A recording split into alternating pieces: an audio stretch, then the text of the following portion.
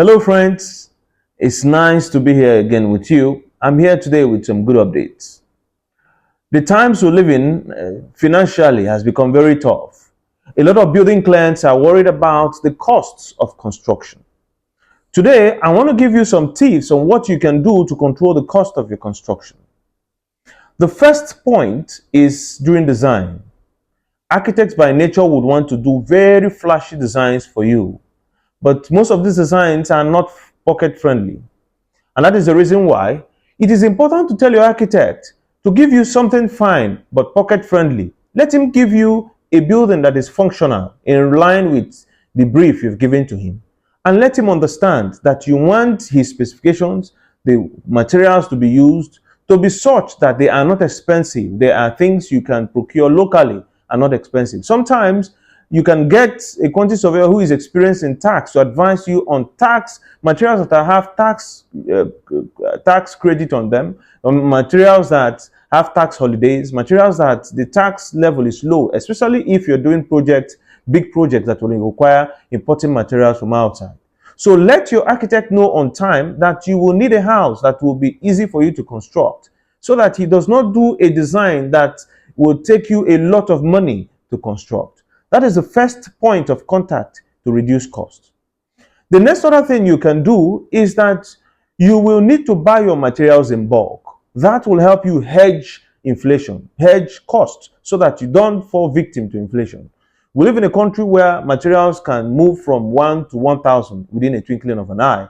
So if you are able to get your materials bought and keep them on site or keep them with you, it will help you control cost. And this is where a quantity surveyor comes into play.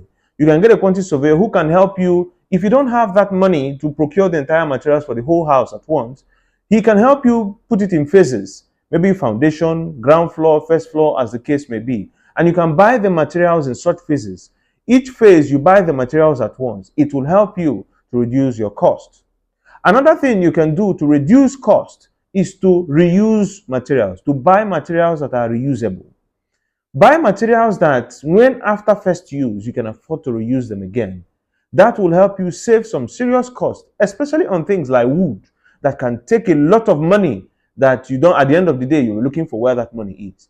If you buy wood that is reusable, like the marine board or some kind of wood that can help you, there are some developments now, some innovations of some materials that are used for form, which you can reuse a lot of times. If you can make use of such reusable materials, that will be fantastic in reducing costs. One other thing that is important that a lot of persons do not pay attention to with regard to reducing costs is the kind of labor you use. Don't engage labor because he's your friend. Don't engage labor because he's your brother from your village. Engage labor because they are good.